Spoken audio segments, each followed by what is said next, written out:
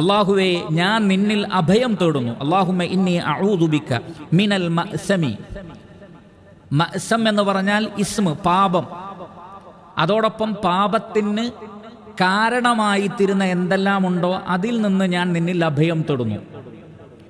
അപ്പോൾ എല്ലാ തിന്മകളിൽ നിന്നും ആ തിന്മകൾക്ക് കാരണമായി തീരുന്ന മാ യുസബ്ബിബുൽ ഇസ്മ എന്ന് മഅ്സമിന് ചില പണ്ഡിതന്മാർ അർത്ഥം നൽകിയത് കാണാം. പാപത്തിന് കാരണമായി തീരുന്ന കാര്യങ്ങളിൽ നിന്ന് പോലും ഞാൻ നിന്നിൽ അഭയം തൊടുന്നു. അതൊരു പക്ഷേ പ്രത്യക്ഷത്തിൽ തിന്മയായിരിക്കില്ല, പക്ഷെ അതിലേക്ക് പ്രവേശിച്ചാൽ പിന്നെ തിന്മയിലേക്കായിരിക്കും പോകുന്നത്.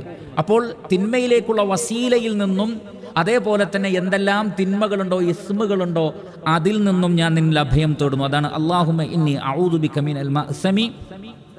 രണ്ടാമത്തേത് വൽ മഗ്റം. മഗ്റം എന്ന് പറഞ്ഞാൽ കടത്തിൽ നിന്ന് അഭയം തേടണമെന്നാണ്.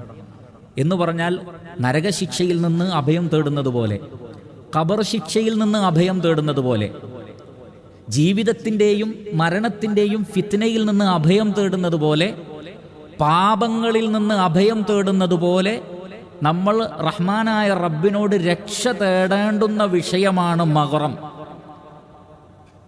അമിതമായ കടം, അതിൽ നിന്ന് അഭയം തേടുന്നു എന്ന്. ഫഖാല ലഹു ഖായിലുൻ. നബി സല്ലല്ലാഹു അലൈഹി വസല്ലമയുടെ ഈ ദുആ നമസ്കാരത്തിൽ കേട്ടുകൊണ്ടിരുന്ന സ്വഹാബികളിൽ ഒരാൾ ചോദിച്ചു അല്ലാഹുവിൻ്റെ റസൂലിനോട്, മാ അക്സറ മാ തസ്തഈദു മിനൽ മഗ്റം. അല്ലാഹുവിൻ്റെ റസൂലെ, നിങ്ങൾ കടത്തിൽ നിന്ന് പല സന്ദർഭത്തിൽ, കാരണം കടത്തിൽ നിന്ന് അഭയം തേടുന്ന ഒരുപാട് ദുആകളുണ്ട്. നബി സല്ലല്ലാഹു അലൈഹി വസല്ലം അത് അധികരിപ്പിച്ചിരുന്നു.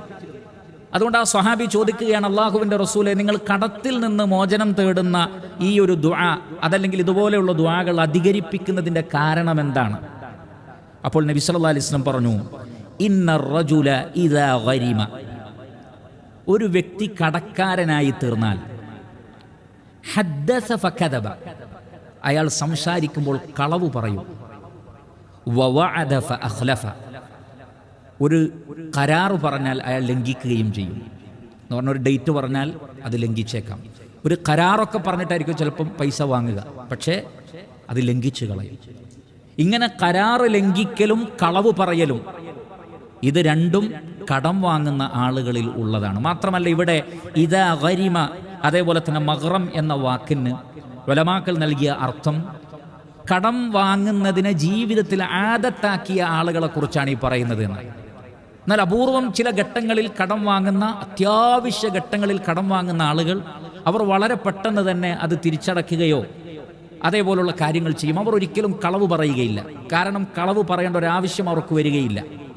അതേപോലെ തന്നെ വാക്ക് അവർ ലംഘിക്കുകയില്ല, കാരണം അതിൻ്റെ ഒരു ആവശ്യം അവർക്ക് വരികയില്ല. എന്നാൽ കടം വാങ്ങുന്നതിനെ ജീവിതത്തിലെ ഒരു ആദത്താക്കി, അഥവാ ഒരു പതിവാക്കി മാറ്റിയ ആളുകൾ, അവർ ജീവിക്കുന്നത് തന്നെ ചിലപ്പോൾ കടം വാങ്ങിക്കൊണ്ടാണെങ്കിൽ അത്തരം ആളുകൾ നിരന്തരം കളവ് പറഞ്ഞുകൊണ്ടിരിക്കും. ഒരു പക്ഷേ കടം വാങ്ങുന്ന കാരണങ്ങൾ പോലും കളവായിരിക്കും. കടം വാങ്ങാൻ വേണ്ടി പറയുന്ന കാരണം പോലും കളവായിരിക്കും. ഇനി അങ്ങനെ വാങ്ങിക്കഴിഞ്ഞാൽ പിന്നീട് അവർ വാക്ക് തെറ്റിച്ചുകൊണ്ടേയിരിക്കും, കളവുകൾ പറഞ്ഞുകൊണ്ടേയിരിക്കും അതിൽ നിന്ന് രക്ഷപ്പെടാൻ വേണ്ടി. അപ്പോൾ ഇത് മറ്റൊരുപാട് കുറ്റങ്ങൾക്കത് കാരണമായി തീരുന്നു. മാത്രമല്ല ചില ഉലമാക്കൾ പറഞ്ഞു, ഇവിടെ മഅ്സമിനെയും മഗ്റമിനെയും ചേർത്ത് പറഞ്ഞത് പലപ്പോഴും അങ്ങനെ കടം വാങ്ങുന്ന ആളുകൾ പാപങ്ങളിൽ, ഇസ്മുകളിൽ, അള്ളാഹു ഹറാമാക്കിയ ചില കാര്യങ്ങളിൽ അവർ ചെന്നു പതിക്കുകയും ചെയ്യും. അത് ഈ പറയപ്പെട്ട കളവ് പറയൽ, വാഗ്ദത്തം ലംഘിക്കൽ, ഇതൊക്കെ ഇസ്മാണ്. അതും അതിനപ്പുറത്തുള്ള തിന്മകളും അവർ ചെയ്യാൻ സാധ്യതയുണ്ട്. അതുകൊണ്ടാണ് ഹബീബായ റസൂലുള്ളാഹി സ്വല്ലല്ലാഹു അലൈഹി വസല്ലമ കടബാധ്യതയിൽ നിന്ന് അള്ളാഹുവിനോട് അഭയം തേടിയത്. ഞാനും നിങ്ങളുമൊക്കെ അഭയം തേടേണ്ടുന്ന ഒരു വിഷയമാണ്. അത് നമസ്കാരത്തിൽ പ്രത്യേകിച്ചും പ്രാർത്ഥനയ്ക്ക് ഉത്തരം കിട്ടുന്ന സമയമാണ്, തശഹുദിൻ്റെ സമയമാണ്. ആ സമയത്ത് നരകത്തിൽ നിന്നും ഖബർ ശിക്ഷയിൽ നിന്നുമൊക്കെ രക്ഷ തേടുന്ന അതേ ഒരു വികാരത്തോടുകൂടി കടം വാങ്ങുന്ന അവസ്ഥയിൽ നിന്നും കടക്കാരനായിത്തീരുന്ന അവസ്ഥയിൽ നിന്നും നമ്മൾ റഹ്മാനായ റബ്ബിനോട് രക്ഷ തേടേണ്ടതാണ്. ഇതാണ് ഒരു ദുആ. ഇത് പഠിച്ചു വെക്കുക. അല്ലാഹുമ്മ ഇന്നി അഊദു ബിക മിനൽ മഅ്സമി വൽ മഗ്റം.